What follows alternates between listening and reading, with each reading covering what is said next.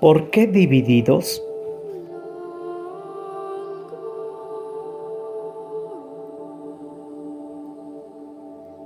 Pregunta. Los designios de Dios son a menudo inescrutables. Solo en el más allá nos será dado ver de verdad y por tanto entender. Pero ¿sería posible descubrir desde ahora una cierta vislumbre de respuesta a la pregunta que a lo largo de los siglos ha hecho tantos creyentes? ¿Por qué el Espíritu Santo ha permitido tantas y tales divisiones y enemistades entre los que, sin embargo, se llaman seguidores del mismo Evangelio, discípulos del mismo Cristo? Respuesta. Sí, así es. Podemos de verdad preguntarnos, ¿por qué el Espíritu Santo ha permitido todas estas divisiones? En general, sus causas y los mecanismos históricos son conocidos. Sin embargo, es legítimo preguntarse si no habrá también una motivación metahistórica. Para esta pregunta podemos encontrar dos respuestas. Una más negativa, ve en las divisiones el fruto amargo de los pecados de los cristianos. La otra, en cambio, más positiva, surge de la confianza en aquel que saca el bien incluso del mal de las debilidades humanas. ¿No podría ser que las divisiones hayan sido también una vía que ha conducido y conduce a la Iglesia a descubrir las múltiples riquezas contenidas en el Evangelio de Cristo y en la redención obrada por Cristo? Quizá tales riquezas no hubieran podido ser descubiertas de otro modo. Desde una visión más general, se puede afirmar que para el conocimiento humano y para la acción humana tiene sentido también hablar de una cierta dialéctica. El Espíritu Santo, en su condescendencia divina, ¿no habrá tomado esto de algún modo en consideración? Es necesario que el género humano alcance la unidad mediante la pluralidad, que aprenda a reunirse en la única Iglesia, también con ese pluralismo en las formas de pensar y de actuar de culturas y de civilizaciones. Esta manera de entender no podría estar en cierto sentido más de acuerdo con la sabiduría de Dios, con su bondad y providencia. Pero esta no puede ser una justificación de las divisiones que se radicalizan cada vez más. Tiene que llegar ya el tiempo en que se manifieste el amor que une.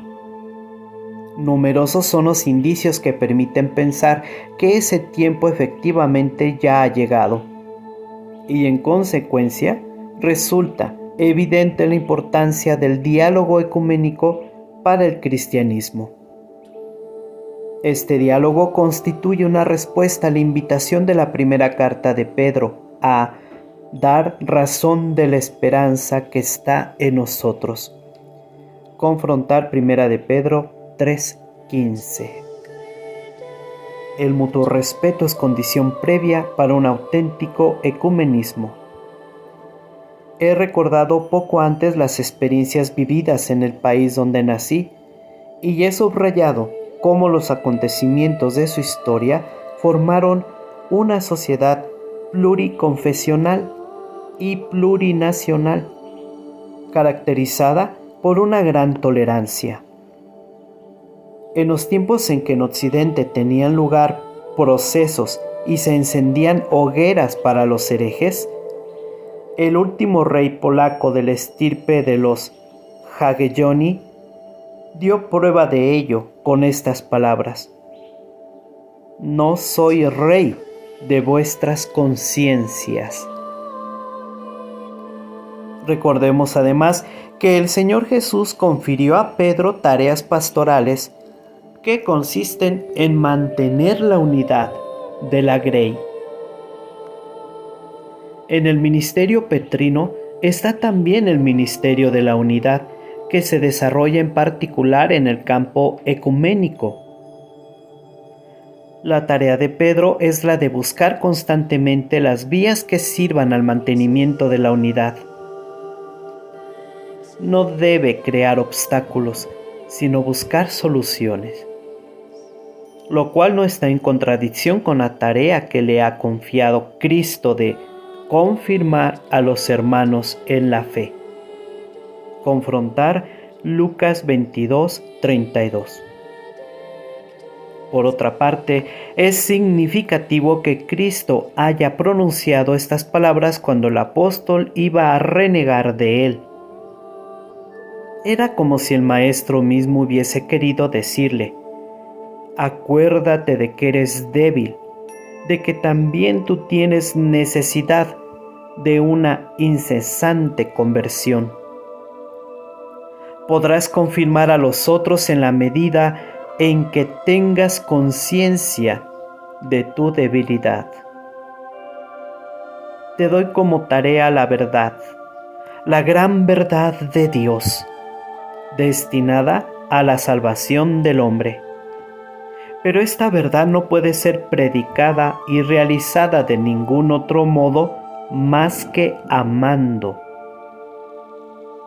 Es necesario siempre veritatem facere in caritate, hacer la verdad en la caridad. Confrontar Efesios 4:15.